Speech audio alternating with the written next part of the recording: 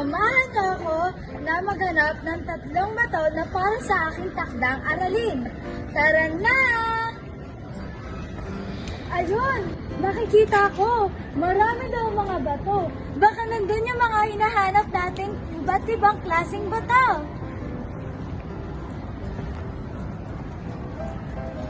Tara! Sundan niyo lamang ako.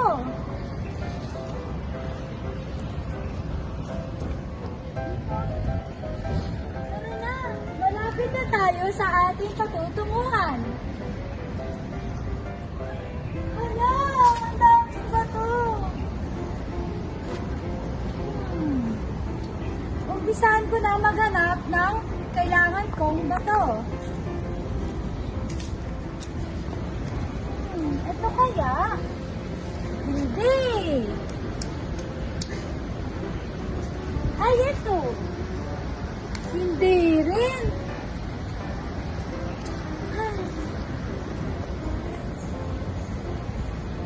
Ayun! Alam ko, isa ito sa mga nakita kong tinalakay ni Ma'am Kyla.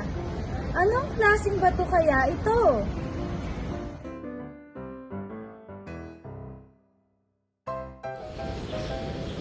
So sedimentary rocks. What are sedimentary rocks? Sedimentary rocks come from sediments from different channels such as lakes, rivers, and canals, and other bodies of water that can carry and can travel a distance. Now, sedimentary rocks form when other sediments are compacted with sediments from other channels as well. When they compact, they eventually form a whole sedimentary rock. Naalala ko na. Ito pala ay sedimentary rocks. Yay! May isa na akong rocks na nahanap. 2 na lang ang kulang ko. Hala, wait! Nawawala ako. Hala, nasaan yung daan pabalik? Hala. Nawawala ka ba, Iha? Opo eh. Pwede niyo po bang ituro sa akin yung daan pabalik? Walang problema. Dimaradyo ka lang doon. Pagka-diretso mo, kumanan ka. Pag kumanan ka, diretso uli. Pag may nakita kang bato doon, kumaliwa ka naman. Doon na. Maraming salamat po. Walang anuman, Iha. Thank you po.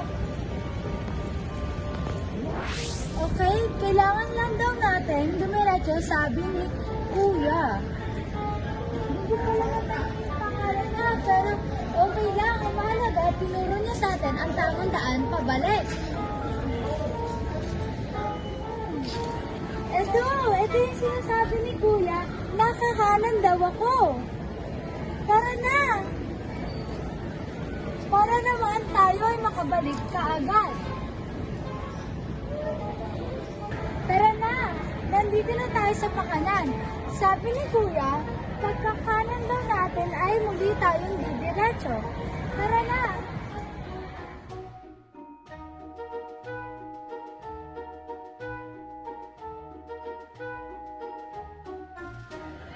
Ito na ata. Ang sinasabi na tayo ay kakaliwa pag may nakita tayong kakaliwa na direksyon. Tara na!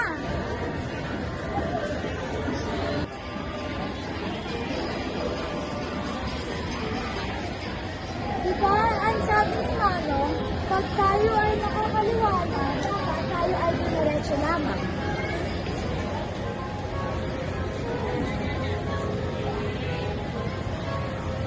Ito na yung tinuro ni Manong eh. Hindi naman ito yung pinuntahan natin kanina. Hindi naman ako dito nang galing. Mas lalo ata akong nawawala. Hindi naman ito yun eh. Pero ito yung tinuro ni Manong. Marami pang diretsyo, nasan na ako?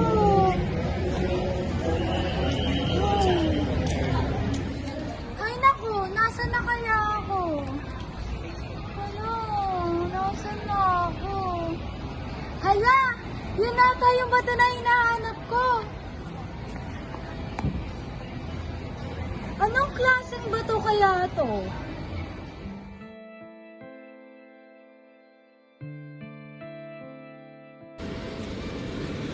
Metamorphic rocks. Yeah. Now, metamorphic rocks weren't always metamorphic rocks. In fact, they were first igneous rocks, or it could have possibly been sedimentary rocks. But they became metamorphic because they were fused with other types of rocks, therefore making them metamorphic from the words meta and morphic, which means to be something new. Naalala ko na! Ito ay yung uri ng bato na metamorphic. Buti na lang nahanap ko na yung dalawang bato na hinahanap ko. Isa na lang ang aking kulang.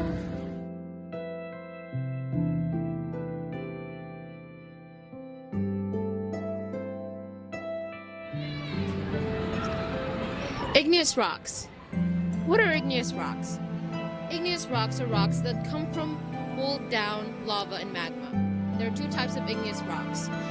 Either intrusive, which is the rocks inside the earth, or extrusive, which are the rocks that can be found above the earth's surface.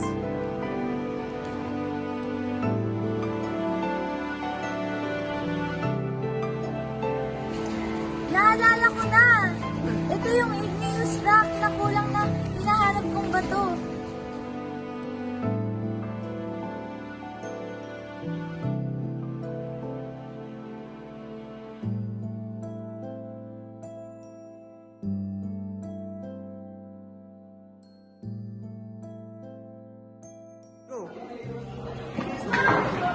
Sorry po sa late na pagpasa.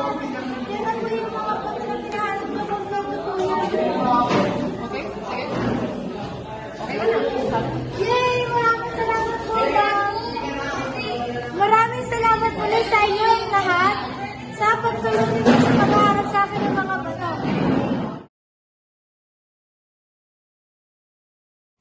Ala, sarap ko gagawin. Paano ako uuwi? Ate, alam mo po ba saan palabas dito? Nawawala po kasi ako eh. Dito, may field dyan. Doon lang po. Maraming salamat po. Dito lang daw. Dito lang daw dito. Sana naman makalabas na ako. Ito na!